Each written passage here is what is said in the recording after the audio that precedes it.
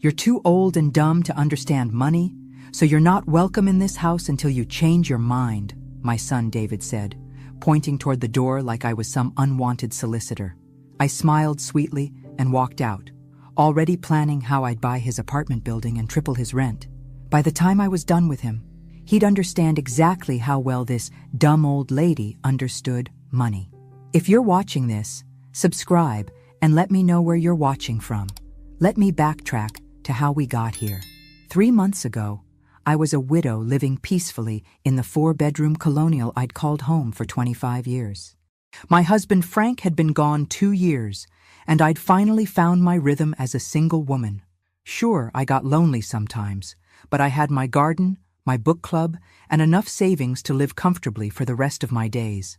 Then my 42-year-old son David and his wife Jessica decided my money would be better spent funding her startup than sitting in my retirement accounts.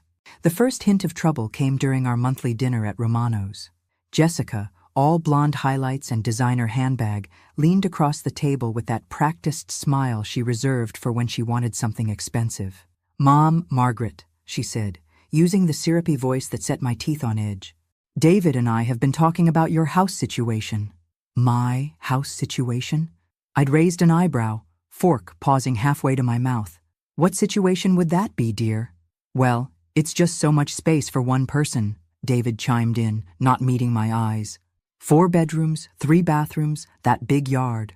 It must be overwhelming to maintain. I'd lived through 40 years of marriage, raised 2 children, and buried a husband.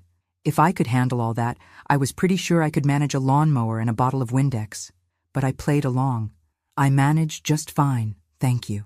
That's when Jessica pounced.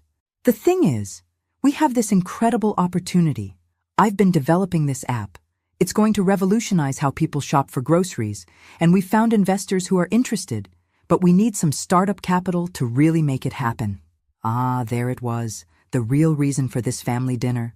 Not concern for my well-being, but good old-fashioned greed wrapped in concern. "How much startup capital?" I asked, though I already suspected the answer would make my head spin. David and Jessica exchanged a look. "Well, if you sold the house, the proceeds would be more than enough to fund the business and set you up in a nice retirement community. One of those places where you don't have to worry about maintenance or being alone." Being alone. As if being alone was some terminal diagnosis rather than a perfectly reasonable way to live. "And where exactly would I go while you two build your grocery empire?" "There's this wonderful place called Sunset Manor," Jessica said, pulling out her phone to show me glossy photos. "It has activities and meal plans and medical staff on site. You'd have so much more social interaction." I looked at the photos of smiling seniors playing bingo and eating pureed vegetables in a sterile dining room. "How thoughtful of you to research this without mentioning it to me first." The conversation had continued for another hour, with David and Jessica taking turns explaining why selling my home to fund their business venture was actually the best thing for everyone involved. I'd listened patiently, asked reasonable questions, and then driven home to my overwhelming house, where I'd spent the evening researching real estate investment opportunities. That conversation had been 3 weeks ago. Since then, they'd called daily with new reasons why I should liquidate my assets for their benefit. Yesterday's visit had been the final straw. David had arrived at my front door with a folder full of paperwork and the kind of determined expression he'd worn as a child when he wanted something expensive for Christmas. "Mom, we need to talk seriously about this." I'd let him in, made coffee, and listened as he laid out what he called the plan. They'd already found a buyer for my house, already toured 3 retirement communities, already calculated how much money would be left over after purchasing my new living arrangement. The presumption was breathtaking. "You've been busy," I'd said, flipping through their carefully prepared documents. "Tell me, when exactly did I agree to any of this?" "Mom, be realistic. You're 67 years old. Dad's been gone 2 years. You're rattling around in this big house all by yourself. What if you fall? What if you have a medical emergency? What if something happens and no one finds you for days?" The what-if game. Every adult child's favorite way to convince themselves they know what's best for their parents. "David, honey, I appreciate your concern, but I'm perfectly capable of making my own decisions about where and how I live. His jaw had tightened. Are you? Because from where I'm sitting, you're being stubborn and unreasonable. Jessica's business could change our lives, could secure our children's future, and you're standing in the way of that because you're too attached to material things. Too attached to material things. My home, where I'd celebrated every birthday, every Christmas, every milestone for 25 years, was just a material thing. And if I don't want to sell, then you're being selfish. Jessica has worked for 2 years developing this app. She's incredibly talented, Mom. This isn't some pipe dream. She has investors interested, but they want to see that we have some skin in the game, some real commitment. Some real commitment. With my money. I see. And if I choose not to invest in Jessica's venture? David had leaned back in his chair, and for a moment, I'd seen a flash of something cold in his eyes. Something that reminded me uncomfortably of his teenage years when he didn't get his way. Then I guess we'll have to agree to disagree. But I can't pretend to support decisions that seem designed to hurt our family's future. That's when Jessica had arrived, letting herself in without knocking like she owned the place. Maybe she was already counting on it. Hi, Mom Margaret. How's our favorite soon-to-be entrepreneur? She'd kissed my cheek with the enthusiasm of someone who'd already spent my money in her head. I'd smiled back just as brightly. Actually, I've been thinking about your proposal. Their faces had lit up like Christmas morning. And? David prompted. And I've decided against it. The silence that followed was deafening. Jessica's smile froze on her face. David's coffee cup hit the saucer with a sharp clink. I don't understand, Jessica said slowly. Against what exactly? Against selling my house. Against moving to a retirement community. Against funding your business venture. Against all of it, really. I'd kept my voice pleasant, conversational, as if I was declining an invitation to a potluck rather than dismantling their financial dreams. That's when David had stood up, his chair scraping against the floor. This is ridiculous, Mom. Ridiculous? I'd repeated, tilting my head like I was genuinely curious. Which part exactly? The part where I choose to keep living in my own home? Or the part where I decline to liquidate my assets to fund your wife's business? Jessica's cheeks had flushed red. Mom Margaret, I think you're misunderstanding the opportunity here. This isn't just about us. This is about securing everyone's future. Your grandchildren's college funds, our retirement, your own long-term care needs. Long-term care needs. Funny how those needs somehow required me giving them my money now rather than keeping it for, you know, my actual long-term care. I appreciate the concern, but I have my own financial planning well in hand. Do you? David's voice had an edge now. Because Dad always handled the money, didn't he? And you've never had to make these kinds of big financial decisions on your own. There it was. The assumption that because Frank had enjoyed managing our investments, I was somehow financially illiterate. Never mind that I'd been the one tracking every expense, balancing every checkbook, and negotiating every major purchase for 4 decades. Never mind that I had a master's degree in education and had managed school budgets for 15 years before retiring. You're right, I'd said, nodding thoughtfully. I've never had to make big financial decisions on my own. I guess we'll find out how capable I really am. David had run his hands through his hair in frustration. This isn't a game, Mom. This is our lives, our future. Jessica has been working on this app for 2 years. She's put everything into it. And I've put everything into this house for 25 years. Seems like we're both pretty invested in our respective ventures. Jessica had tried a different approach. What if we structured it as a loan? You could sell the house, move somewhere more manageable, and loan us the money for the business. When we start turning a profit, we'll pay you back with interest.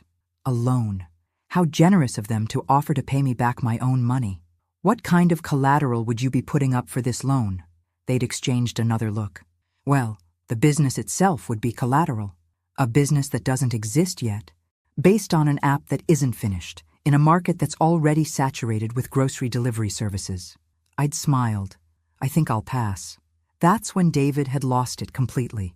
His face went red, his voice rose, and he'd started pacing around my living room like a caged animal. You know what your problem is. Mom? You're too old and too set in your ways to understand how the modern world works. You don't understand technology, you don't understand business, and you sure as hell don't understand money. I'd felt something cold settle in my chest. Is that so? Yes, that's so. You're living in the past, clinging to things that don't matter anymore. And you're too stubborn to see that we're trying to help you. We're trying to take care of you, and you're fighting us every step of the way." Jessica had placed a restraining hand on his arm. "David, honey, maybe we should—" "No," he'd snapped. "She needs to hear this. Mom, you're too old and dumb to understand money, so you're not welcome in this house until you change your mind." And that's when I'd smiled sweetly, stood up, and walked toward the door. Because David had just given me the perfect motivation to show him exactly how well this old, dumb woman understood money. I spent that evening researching David and Jessica's current living situation. Amazing what you can find online these days. They rented a 2-bedroom apartment in the trendy Riverside district for $3,500 a month. The building was called Harbor View Apartments, built in 2018 with all the modern amenities young professionals loved: granite countertops, stainless steel appliances, and a rooftop fitness center. I also discovered that Harborview Apartments was owned by Riverside Properties, LLC, which was owned by an investment group based in Chicago. Corporate ownership meant the building changed hands relatively frequently, and corporate ownership also meant they were usually willing to sell to the right buyer for the right price. Monday morning, I called my financial advisor, Robert Chen, and scheduled an emergency meeting. Robert had been managing my investments since Frank's death, and he was one of the few people who truly understood my financial position. When Frank died, his life insurance combined with our savings and investments had left me with just over $2 million in assets. Not wealthy by some standards, but more than enough to live comfortably and, if necessary, make some interesting real estate investments. "Margaret," Robert said, settling into his desk chair, "you sounded urgent on the phone. Is everything all right?" "Everything's fine, Robert. I need to liquidate some assets and make a rather large purchase." He'd pulled up my accounts on his computer. "What kind of purchase? Are you thinking about downsizing the house?" "Actually, I'm thinking about buying an apartment building." Robert's fingers had paused over his keyboard. "I'm sorry, what?" "Harborview Apartments in the Riverside district. I want to know if it's for sale, and if it is, whether I can afford it." "Margaret, that's a pretty significant departure from your usual investment strategy. Can I ask what's prompting this sudden interest in real estate?" I'd smiled. "Let's call it a family investment." It took Robert 3 days to get back to me with information. Harborview Apartments was indeed for sale. The Chicago investment group was looking to liquidate several smaller properties to fund a larger commercial development project. The asking price was $3.2 million, but Robert thought we could probably negotiate them down to $2.8 million, especially if I could close quickly with cash. "The numbers work," he'd explained, spreading printouts across his desk. "The building has 18 units, currently at 94% occupancy. The rental income would more than cover your expenses and property management costs, with enough left over to provide you with a steady income stream." "What about financing?" "Well, that's the interesting part. You could put down about $800,000 and finance the rest, which would preserve most of your liquid assets. Or you could buy it outright with cash, which would give you tremendous negotiating power and eliminate any financing complications." I'd thought about David's words. Too old and dumb to understand money. "Let's go with cash." Robert had stared at me for a long moment. "Margaret, that would leave you with very little in liquid savings. Are you absolutely certain about this?" "I'm certain." "Can I ask why this particular building?" I'd smiled again. "My son and daughter-in-law live there. I thought it might be nice to be their landlord." The look on Robert's face had been priceless. Oh my. The negotiations took 2 weeks. The Chicago group was motivated to sell, especially when I came in with a cash offer and a 30-day closing timeline. We settled on $2.7 million, which left me with about $300,000 in liquid assets, plus my house and the rental income from 18 apartment units. I didn't tell David and Jessica what I was doing. In fact, I didn't speak to either of them at all during those 2 weeks. When David called, I let it go to voicemail. When Jessica stopped by, I pretended not to be home. I wanted the sale to be complete and legally binding before they had any idea what was happening. The closing was scheduled for a Tuesday morning at Robert's office. I wore my best navy blue suit, the one I'd bought for Frank's funeral, and carried a leather portfolio that had belonged to my father. If I was going to become a real estate investor, I figured I should look the part. "Congratulations, Mrs. Sullivan," the title company representative said, handing me a thick folder of documents. "You are now the proud owner of Harborview Apartments." I'd shaken hands with everyone in the room, signed what felt like 100 pieces of paper, and walked out the owner of the building where my ungrateful son and his ambitious wife paid $3,500 a month in rent. That afternoon, I called the property management company that had been handling the building for the previous owners. "This is Margaret Sullivan, the new owner of Harborview Apartments. I'd like to schedule a meeting to discuss some changes to the rental agreements." The property manager, a pleasant woman named Carol Henderson, met me at the building the next morning. She gave me a tour of the common areas, explained the current lease terms, and reviewed the tenant files with me. Harborview was well-maintained and profitable, with a waiting list of potential renters. "Most of our current leases are up for renewal within the next 6 months, Carol explained, as we sat in the building's small management office. "Standard practice is to increase rents by about 3 to 5% annually to keep up with market rates."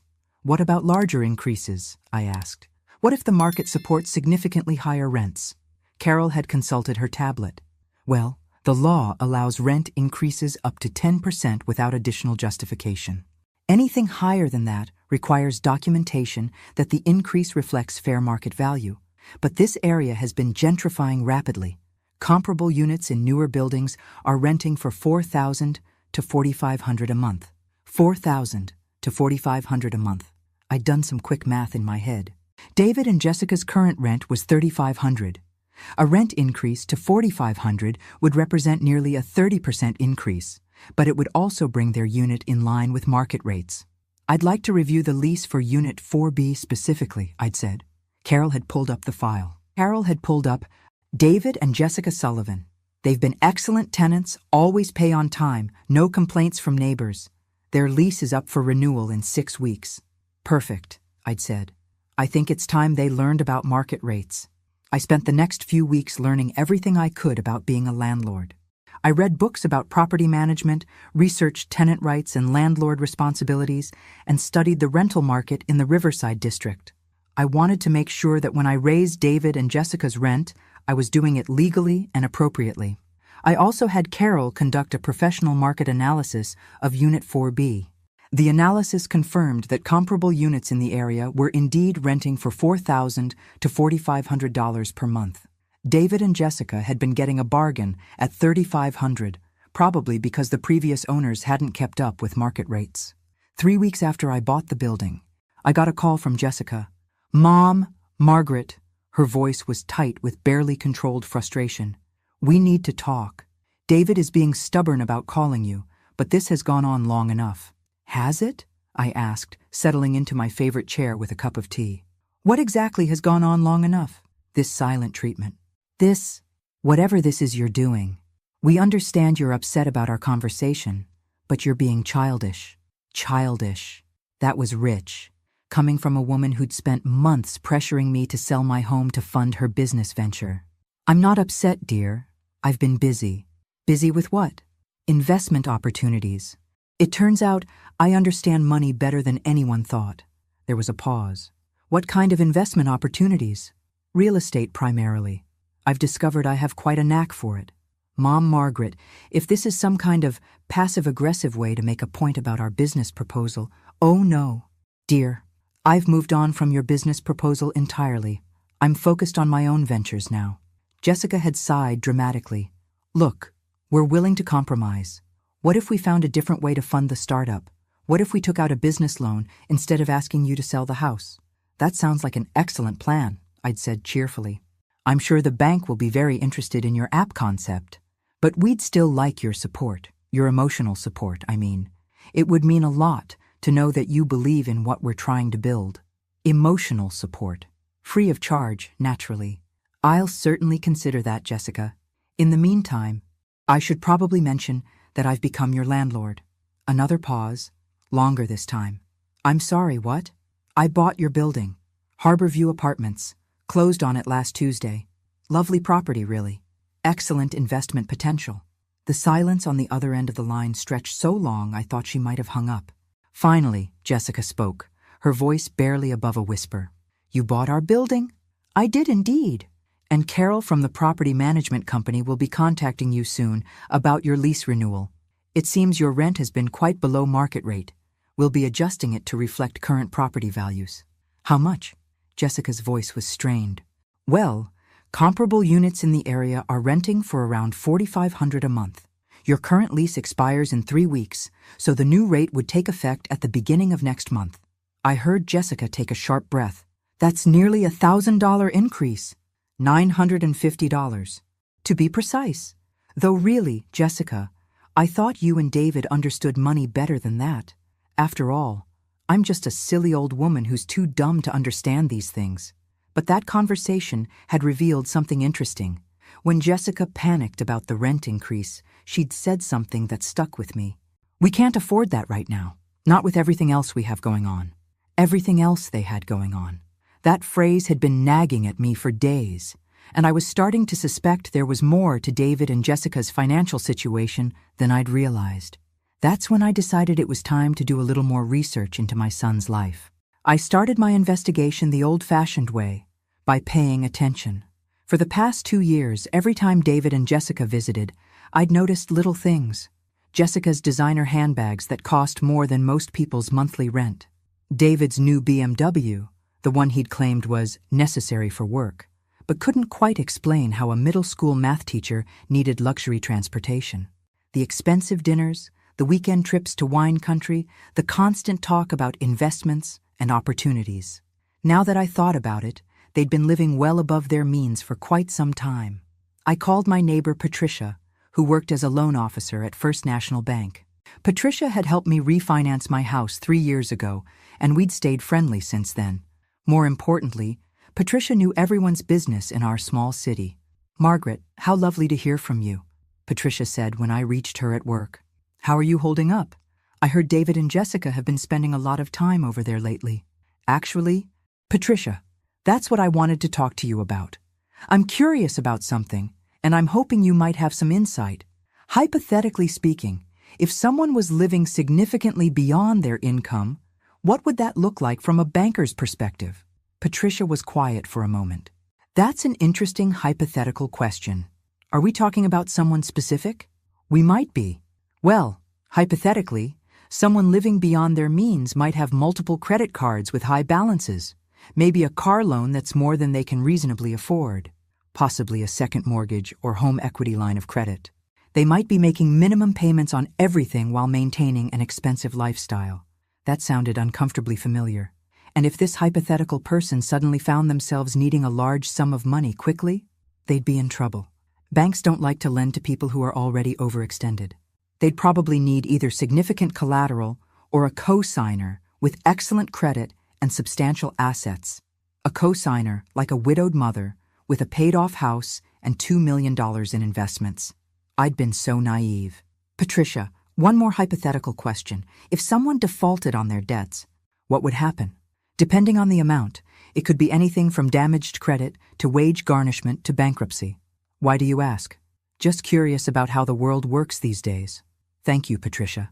After hanging up, I sat in my kitchen staring out at the garden Frank and I had planted together. The roses were blooming beautifully, completely unaware that their peaceful existence was about to be disrupted by my growing understanding of my son's financial situation. That afternoon, I did something I'd never done before. I hired a private investigator. Her name was Sandra Mills, and she came highly recommended by Robert's law firm. Sandra was a former police detective who specialized in financial investigations.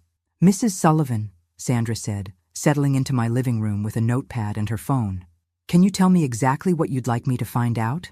I want to know everything about my son David and daughter-in-law Jessica's financial situation. Income, debts, spending habits, everything. I have reason to believe they're in serious financial trouble, and I need to understand exactly how serious." Sandra had taken notes while I explained the situation. "This sounds like it might be a case of elder financial abuse, Mrs. Sullivan. Have they asked you for money directly?" "They've asked me to sell my house to fund Jessica's business venture. They've been quite persistent about it." "And you declined?" "I did more than decline. I bought their apartment building and tripled their rent." Sandra had paused in her note-taking to look at me with what I could only describe as admiration. "Well, that's certainly one way to handle the situation. How long do you need this information? As soon as possible. Their lease renewal is due in 2 weeks, and I have a feeling their financial situation is about to become very relevant. Sandra had promised to have preliminary information within a week. I'd written her a check for her retainer and shown her out.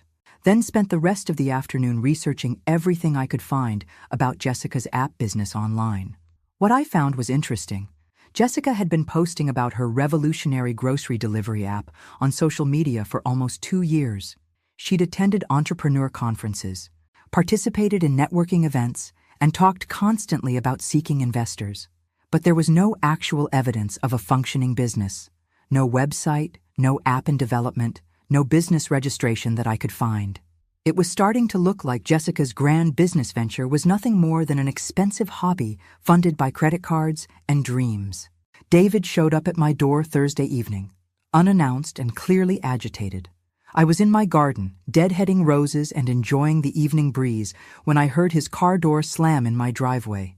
"Mom, we need to talk," he called out, marching across my lawn like he was leading a military charge. "Good evening to you too, sweetheart," I said, not looking up from my roses. "Lovely evening, isn't it?" "Cut the act, Mom. I know what you're doing." I straightened up and looked at him. Really looked at him. David's hair was disheveled, his shirt wrinkled, and there were dark circles under his eyes. This wasn't the confident man who'd strutted around my living room 3 weeks ago, telling me I was too old and dumb to understand money. What act would that be? Buying our building, raising our rent, this whole passive-aggressive revenge thing you've got going on. Revenge? I pulled off my gardening gloves and gave him my full attention. "David, I made a sound real estate investment. The fact that you and Jessica happen to live in the building is simply a coincidence." "Bullshit." His voice was loud enough that Mrs. Henderson next door peered over the fence with obvious interest. "You did this to punish us for asking you to sell the house. I did this because I realized you were right about one thing. I do need to be more actively involved in managing my finances, so I diversified my investment portfolio with some real estate. Isn't that what modern, financially savvy people do?" David ran his hands through his hair. "Mom, you don't understand. We can't afford a $900 rent increase right now." "Why not? You make $65,000 a year teaching. Jessica makes... Well, what does Jessica make from her business ventures?" The question hung in the air between us. David's face went pale, and he looked away. "It's complicated. I'm sure it is. But surely between your stable teaching income and Jessica's entrepreneurial success, you can manage market-rate rent on a 2-bedroom apartment. The business isn't profitable yet. Jessica's still in the development phase. After 2 years, these things take time." I studied my son's face, noting the way he couldn't meet my eyes, the defensive set of his shoulders. "David, how much debt are you carrying? That's none of your business. It became my business when you asked me to sell my house to solve your financial problems. It became my business when you called me too old and dumb to understand money. So I'll ask again, how much debt?" David sank onto my porch steps, suddenly looking older than his 42 years. "About 80,000. Credit cards mostly. Jessica's business expenses, the car loan. $80,000. No wonder they'd been so desperate for me to sell my house. And your monthly income covers how much of your minimum payments?" "Not enough." His voice was barely a whisper. "We've been using credit cards to pay credit cards for the past 6 months. Jessica keeps saying she's on the verge of a breakthrough with investors. But there are no investors." David looked up sharply. "What makes you say that?" "Because I did some research, sweetheart. Jessica's been talking about this app for 2 years, but there's no evidence it actually exists. No business registration, no website, no prototype, nothing. That's not true. She's been working incredibly hard." "On what exactly?" "David, have you ever seen this app she's developing? Have you seen any code? Any business plan? Any actual evidence that it exists outside of Jessica's imagination?" The silence stretched between us.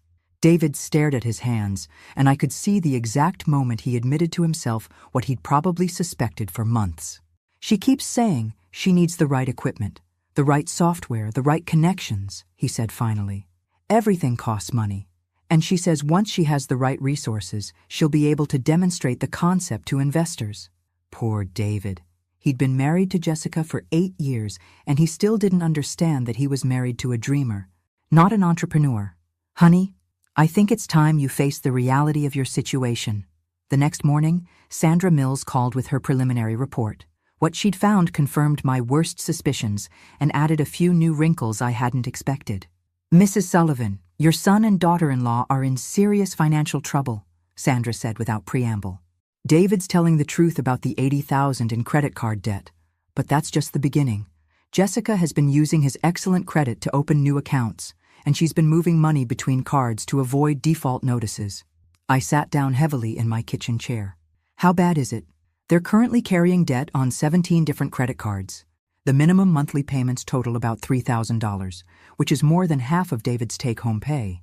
They've also got a car loan for $48,000 on that BMW, plus their rent and living expenses. 17 credit cards? Jessica's been very creative. She's been opening new cards in David's name, using promotional balance transfer offers to shuffle debt around, and taking cash advances to make minimum payments on other cards. It's a house of cards that's about to collapse. I closed my eyes. How long before it all falls apart? Without a significant injection of cash, probably 2 to 3 months. Maybe less if any of the credit card companies decide to accelerate their payment schedules. And this app business? Sandra's laugh was grim. Mrs. Sullivan, I couldn't find any evidence that Jessica has ever written a single line of code.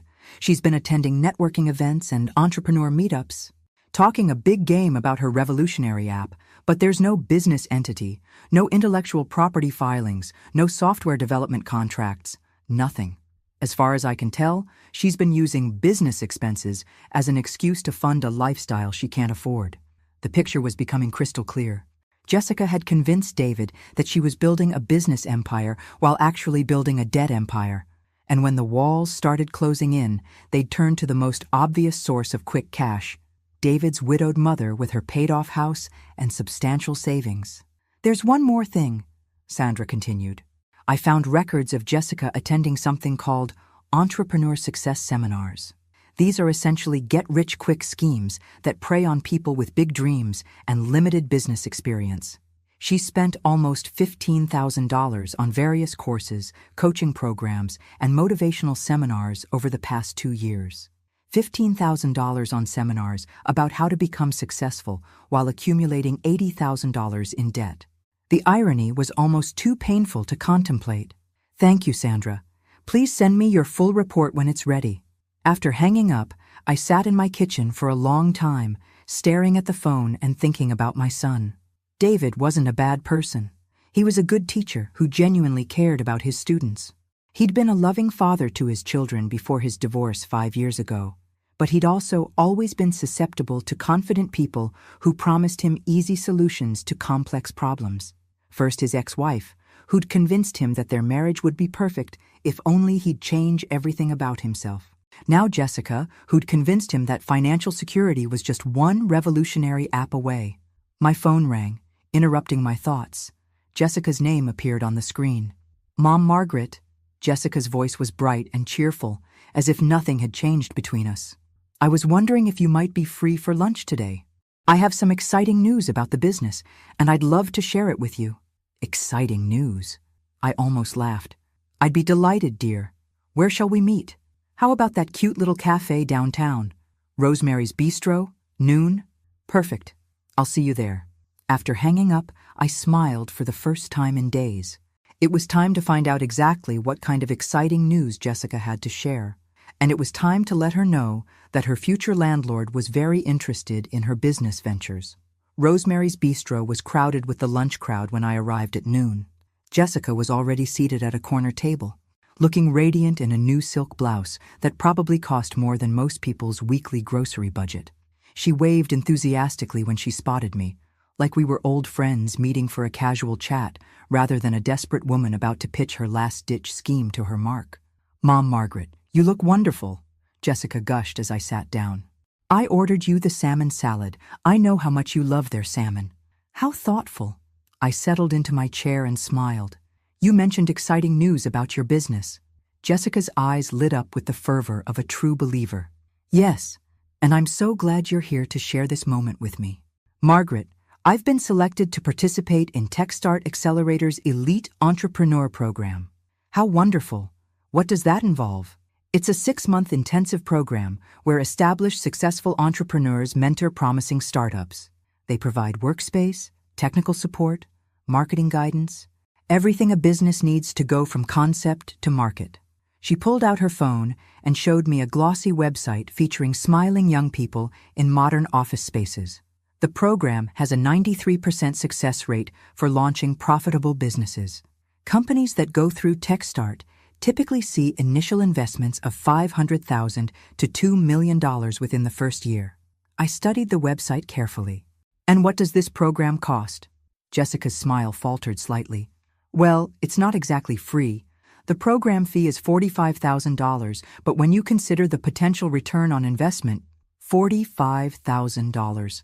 I had to admire Jessica's commitment to her delusions. Even facing financial ruin, she was still chasing expensive dreams. That's quite a substantial fee. But it's an investment, not an expense. Margaret, this is the break I've been working toward for 2 years. This program will give me everything I need to launch successfully. And you have $45,000 to pay for this program? Jessica's confident facade cracked just a little. That's actually why I wanted to have lunch with you today. I know our last conversation didn't go well, and I know you've made some decisions about your living situation that we might not have initially understood. Ah, there it was. The real reason for this lunch meeting. Go on. I was hoping that maybe, seeing this incredible opportunity, you might reconsider your position on supporting the business. Not the whole house-selling plan, obviously, but maybe a smaller investment. Just enough to cover the program fee. I sipped my iced tea and considered my response. Sandra's investigation had revealed that TechStart Accelerator was one of those entrepreneur coaching companies that charged desperate people enormous fees for services they could get for free at any small business development center. Their 93% success rate was based on their definition of success, which apparently included anyone who managed to create a business entity regardless of whether it ever made $1 in profit. $45,000 is indeed a smaller amount than selling my house, I said thoughtfully. But it's still a significant sum. Of course it is, and I wouldn't ask if this wasn't such an incredible opportunity. Margaret, I know David said some things he shouldn't have said. He was frustrated about our financial situation, and he took it out on you. That was wrong. What financial situation would that be? Jessica's spoon clinked against her soup bowl. Oh, you know. The usual challenges young couples face, student loans, the mortgage. She trailed off, apparently remembering that she rented an apartment, not owned a home. The mortgage on what, exactly? I meant rent. You know what I mean. I leaned forward slightly. Jessica, I know about the 17 credit cards. The color drained from Jessica's face. I don't know what you're talking about. I know about the $80,000 in debt. I know about the cash advances and balance transfers. I know about the $15,000 you've spent on entrepreneur seminars. And I know that this revolutionary app you've been developing for 2 years doesn't actually exist. Jessica sat frozen, her spoon halfway to her mouth. Around us, the normal sounds of the restaurant continued. Conversations, clinking silverware, the espresso machine hissing. But our corner table had become an island of tense silence. Margaret, I can explain. I'm sure you can. You're very good at explaining things.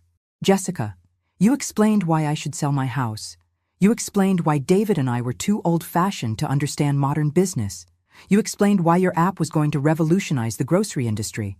The problem is, none of your explanations were true. Jessica's hands were shaking now. You don't understand the pressure I'm under. David's job barely covers our basic expenses, and I've been trying so hard to build something, to create a future for us. By destroying your present. Jessica, you've convinced my son to accumulate enough debt to buy a house, all in service of a business that exists only in your imagination. The business is real, Jessica insisted, but her voice lacked conviction. I just need the right resources to make it happen. No, dear, you need the right reality check to make it stop. Jessica stared at me across the table, and I watched as the last of her pretenses finally crumbled. Her shoulders sagged, her perfect posture collapsed. And for the first time since I'd known her, she looked like what she actually was. A scared, overwhelmed woman who'd gotten in way over her head. I don't know how to stop, she whispered. It started small, just a few thousand on credit cards to attend some business seminars. But then I met all these successful entrepreneurs, and they made it sound so easy. They said if I just had the right tools, the right connections, the right program, I could build something amazing. And each program cost more money. They all promised they were the last investment I'd need to make. Each seminar led to another opportunity, another chance to learn from someone who'd already succeeded. Before I knew it, I was in so deep that I had to keep going forward because I couldn't afford to go back. I felt a familiar mix of frustration and sympathy. Jessica wasn't evil, just foolish and desperately unwilling to face reality. And when did David find out how bad things had gotten? He doesn't know everything, Jessica admitted. He knows about some of the cards, but not all of them. He thinks the debt is around 40,000, not 80. I've been managing the payments, shuffling things around to keep us current. Until now. Until now, she agreed miserably. Margaret, I know I've made mistakes. Huge mistakes. But if I could just get this one last program, if I could just prove that the business model works.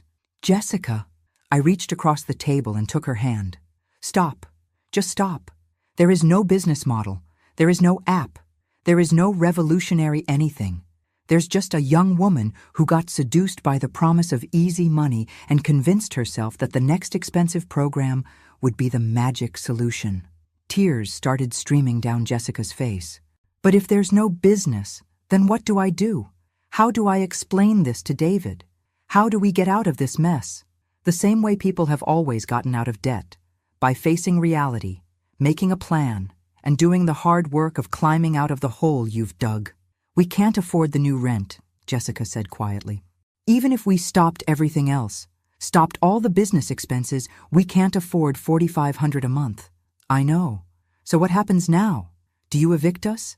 Do we have to declare bankruptcy?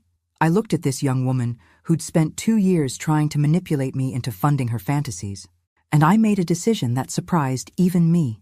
Here's what's going to happen. You and David are going to move into my guest bedroom. Jessica's head snapped up. What? You're going to live in my house rent-free for 1 year. During that time, David will keep teaching, and you will get a real job, not entrepreneur networking, not app development, a real job with a steady paycheck. Every penny you earn above basic living expenses will go toward paying down your debt. I don't understand. Why would you help us after everything we've done? Because David is my son, and despite his poor judgment in marriage partners, I love him. And because you, Jessica, are going to learn what it actually means to work for money instead of constantly scheming to get it without effort. Jessica was crying harder now. What about your privacy, your independence? We can't just move into your house. Oh, there will be conditions, I said, signaling the waitress for our check. Many conditions. You'll follow my house rules, contribute to household chores, and attend weekly financial counseling sessions. You'll also surrender all credit cards to me for safekeeping and live on a strict cash budget that I'll help you create. And if we refuse? I smiled. Then you'll pay market rate rent on your apartment until you're evicted for non-payment, at which point you'll be homeless with destroyed credit and no family support. Your choice. We sat in silence while I paid the check. Finally, Jessica looked up at me with red-rimmed eyes. Why are you doing this? Because 3 weeks ago, my son told me I was too old and dumb to understand money. Well, Jessica, I understand money just fine. I understand that it's a tool, not a goal. I understand that real wealth comes from living within your means, not above them. And I understand that sometimes the most valuable lesson you can teach someone is that actions have consequences. I stood up and gathered my purse. David was right about one thing, though. I am old. Too old to waste time on grudges and hurt feelings. Too old to watch my son destroy his life because he married someone who confused confidence with competence. What about your apartment building? Oh, I'm keeping that. It's an excellent investment. But I'll find you nice, responsible tenants who can actually afford the rent. As we walked out of the restaurant together, Jessica asked, "What if David doesn't want to accept your help?" I thought about my stubborn, proud son who'd inherited his father's teaching heart and his mother's financial sense. Even if he'd temporarily misplaced both, then he'll learn that pride is an expensive luxury he can no longer afford. 6 months later, David and Jessica were living in my guest room. Jessica was working as a customer service representative at the local utility company, and their debt was down to $47,000. Jessica had discovered that she was actually quite good at solving problems for frustrated customers, and David had started teaching evening math tutoring sessions for extra income. They weren't happy about their circumstances, but they were learning the difference between earning money and borrowing dreams. And me? I was enjoying my new role as a landlord, my monthly rental income, and the satisfaction of knowing that sometimes the best way to help someone is to refuse to enable them. The old Margaret might have written Jessica a check for $45,000 and watched her son's marriage collapse under the weight of magical thinking. The new Margaret had learned that real love sometimes requires saying no, even when it's harder than saying yes, especially when it's harder than saying yes. Thanks for listening. Don't forget to subscribe and feel free to share your story in the comments. Your voice matters.